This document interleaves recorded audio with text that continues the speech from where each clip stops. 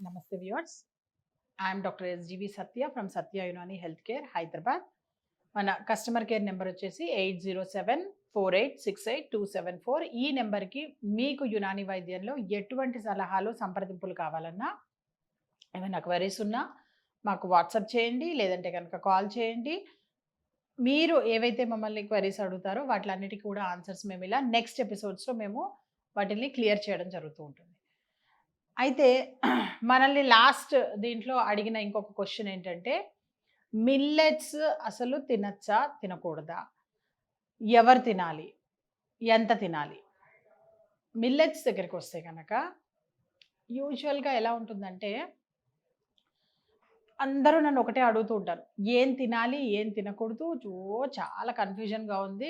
యూట్యూబ్‌లో ఓపెన్ చేస్తే గనక 100 మంది, 100 డైటీషియన్స్ 100 రకాలుగా చెప్తున్నారు. మరి మేము ఏది పాటించాలి? ఏది పాటించకూడదు? అని ఒక కన్‌ఫ్యూజన్ ఎక్కువగా ఉంది అన్నట్టుగా చాలామంది చెప్తూ ఉంటారు.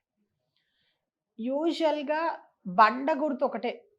మీ ప్రాంతాల్లో మీకు ఏవి పండుతున్నాయో అవి మీకు స్టేపుల్ ఫుడ్ అయ్యి ఉండాలి. అంటే ఎక్కువ క్వాంటిటీలో మీరు లార్జ్ క్వాంటిటీస్‌లో ఏదైతే ఫుడ్ తీసుకుంటున్నారో, డైలీ ఫుడ్ ఏదైతే మీ స్టేపుల్ ఫుడ్ అంటే బ్రేక్‌ఫాస్ట్, లంచ్, డిన్నర్ ఏదైతే డైలీ ఫుడ్ ఉంటుందో, ఆ డైలీ ఇంటేక్ తీసుకునే ఫుడ్ అంతా కూడాను మీ ప్రాంతాల్లో పండేవే ఎక్కువగా తీసుకోవాలి. బయట నుంచి వచ్చే ప్రాంతాల నుంచి ఏవైతే వస్తుంటాయో, ఇంపోర్ట్ చేసుకుంటుంటారో, వాటిల్ని మాత్రం చాలా తక్కువ క్వాంటిటీలో తీసుకోవాలి. అస్సలు తీసుకోకూడదని నేను అంటలేదు. బట్ క్వాంటిటీ బాగా తగ్గించాలి. మిల్లెట్స్ దగ్గరికొస్తే గనక జొన్నలు, సజ్జలు, రాగులు ఈ 3 ఏవైతే ఉన్నాయో ఇవి పర్వాలేదు కానీ, ఇవి తప్పించి వేరే ఏ మిల్లెట్స్ వాడాలి అని అనుకున్నా సరే, కొంచెం జాగ్రత్తగా చూసి వాడుకోవాలి. అందరూ వాడితే అది అందరికీ సరిపడదు. కొంతమందికి ఇంకా చెప్పాలి అంటే గనక ఎక్కువ క్వాంటిటీలో కనుక మిల్లెట్స్ తీసుకున్నట్టయితే గనక, కిడ్నీస్ ఆల్రెడీ కాంప్రమైజ్ ఉన్నవాళ్ళు, కిడ్నీ సమస్యలు ఉన్న వాళ్ళకి ఇంకా కిడ్నీస్ డ్యామేజ్ అయ్యే అవకాశాలుంటాయి. 1 మంత్ కొంత పీరియడ్ తింటే ఏం కాదు. బట్ అంతకు మించి మీరు దాన్ని స్టేపుల్ ఫుడ్ లాగా కొన్ని సంవత్సరాలు కనుక తీసుకున్నట్టయితే గనక కిడ్నీస్ డ్యామేజ్ అయ్యే అవకాశాలుంటాయన్నమాట. ఎందుకు అంటే ఈ మిల్లెట్స్ ఏవైతే ఉన్నాయో అది హెవీ ఫుడ్. అంత హెవీ ఫుడ్, అంత హై ప్రోటీన్స్ ఏవైతే ఉన్నాయో దాంట్లో, దానికి తగ్గట్టుగా మీరు అంత హార్డ్ వర్క్ కూడా చేయాలి. ఎప్పుడైతే మీరు హార్డ్ వర్క్ చేయకుండా హెవీ ఫుడ్ తీసుకుంటారో, తీసుకునేప్పటికి ఏమైపోతుందంటే మీకది, ఈ కిడ్నీస్ మీద అదనపు భారం పడుతుందనమాట. ఈ అదనపు భారం పడేప్పటికి ఏమైపోతుందంటే, కిడ్నీస్‌లో ఏంటంటే, ఒక గొప్ప దాని యొక్క గుణం ఏంటంటే కిడ్నీస్‌లో, కేవలం కిడ్నీస్‌లో ఉన్న అల్ట్రా ఫిల్ట్రేషన్ ఏదైతే ఉందో, గ్లామరులార్ ఫిల్ట్రేషన్ అంటారు దాన్ని. ఆ ఫిల్ట్రేషన్ ఏదైతే ఉందో అది కాక, జెక్స్ట్రా గ్లామరులార్ ఫిల్ట్రేషన్ అని కూడా ఎక్స్‌ట్రా ఉంటుందనమాట.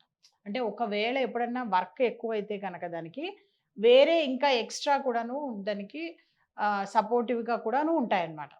సో, ఇవన్నీ గూడాను కలిసి ఇలా దాని పని కన్నా గూడాను ఎక్కువ పనున్నా సరే అది ఆహ్, కలిసి చేయడం ఏదైతే వర్క్ ఉందో, ఈ ఈ ప్రక్రియ ఏదైతే ఉందో దానిలో, దాని మూలంగానే 2 కిడ్నీస్‌లో ఒక కిడ్నీస్ తీసేసినా కానీ వ్యక్తి బతికుంటున్నాడు. ప్రాబ్లమ్ ఏమి ఉండట్లేదు. He can manage his life అనేదైతే ఉందో, ఆ మేనేజ్‌మెంట్ జరుగుతోంది అని అంటే గనక, ఈ ఈ జెక్స్ట్రా గ్లామరులార్ ఫిల్ట్రేషన్ అనే ఈ ప్రక్రియ ఏదైతే ఉందో దానివల్లే అది సాధ్యమవుతుంది.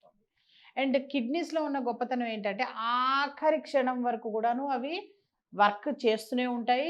అవి ట్రై చేస్తూనే ఉంటాయి. ఆ వర్క్ ఏదైతే ఎక్స్‌ట్రా లోడ్ ఉందో దాన్ని కాంపెన్సేట్ చేయడానికి. సో, ఇలాంటి గుణం ఉన్న ఈ కిడ్నీస్ వల్ల ఏమైపోతుందంటే, మీకు తొందరగా ప్రాబ్లమ్స్ అన్నది బయటపడవనమాట.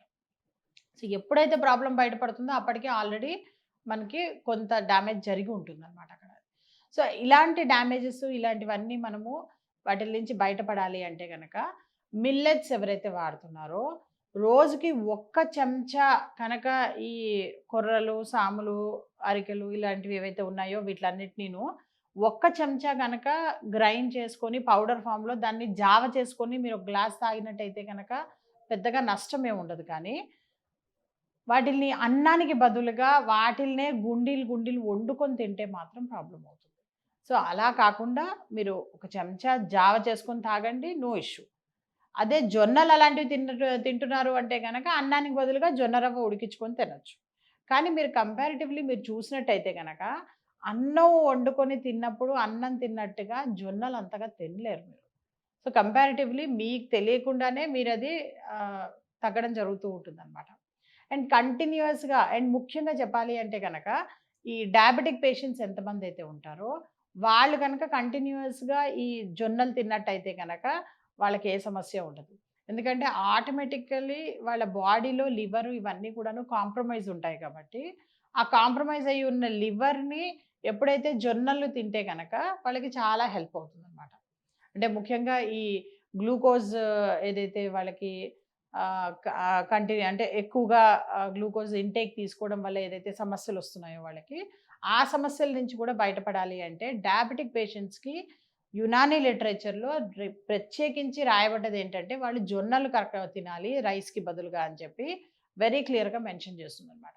కావాలంటే అబ్జర్వ్ చేయండి ఎవరైనా ఎంతమందైతే డయాబెటిక్ పేషెంట్స్ ఉన్నారో, వాళ్ళు కనుక కంటిన్యూయస్‌గా జొన్నలు ఒక 1 మంత్ తింటే గనక, వాళ్ళకి ఆటోమేటిక్‌గా వాళ్ళకి కావాల్సిన రిజల్ట్ ఏదైతే ఉందో షుగర్ లెవెల్స్ అనేది అబ్సల్యూట్‌లీ నార్మల్సీకొచ్చేస్తుంటాయి.